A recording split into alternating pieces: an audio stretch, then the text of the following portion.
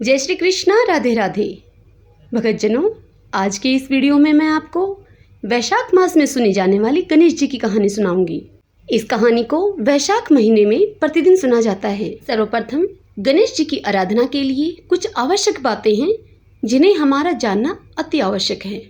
भगतजनों, धार्मिक मान्यता है कि पूजा के दौरान गणपति जी को सिर्फ अक्षत और दुर्वा अर्पित करने से ही वे प्रसन्न हो जाते हैं और हमें उनका आशीर्वाद मिलता है। इसलिए पूजा में अक्षत और दुर्वा जरूर शामिल करें। दुर्वा से मेरा अभिप्राय घास से है। मान्यता है कि भगवान गणेश को पीला पुष्प और मोदक बेहद प्रिय हैं। शास्त्रों के अनुसार गणेश जी की कृपा पाने के लिए नियमित रूप से उन्हें दुर्वा अर्पित करें। इस बात का विशेष ध्यान रखें कि दुर्वा हमेशा गणेश जी के मस्तक पर ही चढ़ानी चाहिए। इससे गणेश जी बहुत जल्द प्रसन्न हो जाते हैं और भक्तों पर अपनी कृपा बरसाते हैं। भगवान गणेश जी की निरंतर एकाग्रचित होकर पूजा करने से जीवन में धैर्य का आगमन होता है।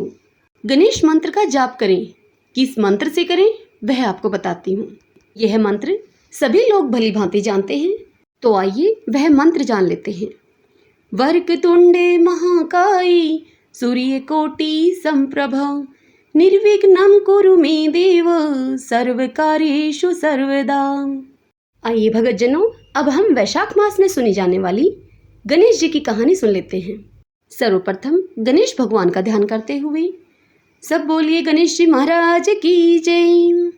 ओम गंगणपते नमः, श्री सिद्धि विनायक नमो नमः, अष्ट विनायक नमो नमः, गणपति बप्पा मोरिया। अब कथा सुनते हैं। प्राचीन समय में रंतिदेव नाम के एक प्रतापी राजा हुए हैं। जैसे अग्नि तिनके के समूहों को भस्म कर देती है, वैसे ही वह अपने शत्रुओं को नष्ट कर देते थे। यम, कुबेर, इंद्र आदि उनके मित्र थे। धर्मकेतु नाम का एक श्रेष्ठ ब्राह्मण उनके राज्य में राज्य करता था। उसके सुशीला और चंचला नाम की दो स्त्रियां थीं। सुशीला सदैव कोई न कोई व्रत करती रहती थी, अतः उसका शरीर दुर्बल हो गया था। इसके विपरीत चंचला कभी भी कोई उपवास नहीं करती थी। वह सदैव पेट भर भोजन करती थी। कुछ समय के पश्चात सुशीला को एक सुंदर लक्षणों वाली कन्या उत्पन्न हुई और चंचला को एक पुत्र पैदा हुआ।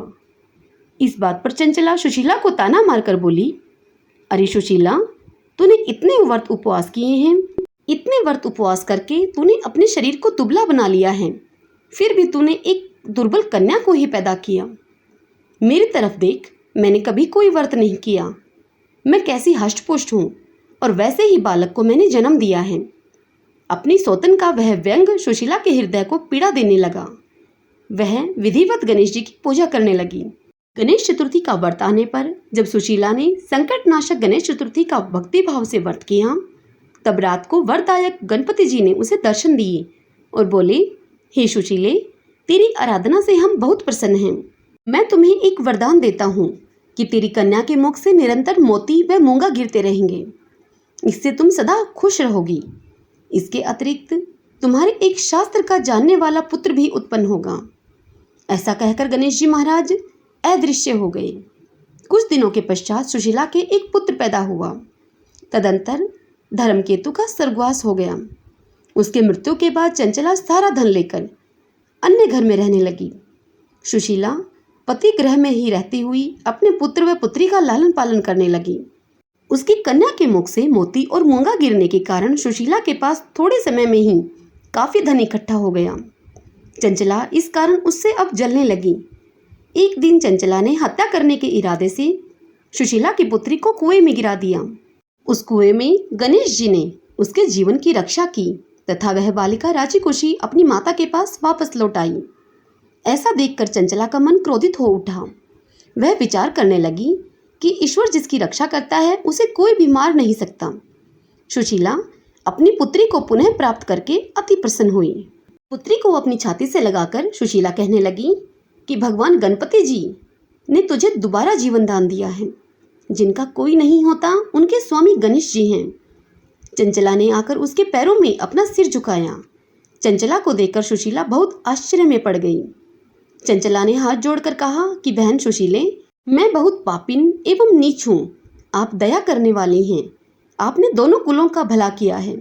आप मेरी गलतियों को क्षमा करें। जिसके भगवान रक्षक हैं उसका कोई कुछ नहीं बिगाड़ सकता। जो मनुष्य साधुओं एवं अच्छे पुरुषों के दोषों को देखते हैं वे अपने कर्म से स्वयं ही नाश को प्राप्त हो जाते हैं। तत्पश्चात चंचला भी गणेश भगवान की आराधना करने लगी। गणपति जी की कृपा से उन दोनों में आपस में दोस्ती हो गई।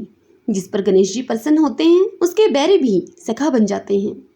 सुशीला के संकट नाशक गणेश चतुर्थी का व्रत किए जाने के फलस्वरूप उसकी सौतन चंचला का मन पलट गया।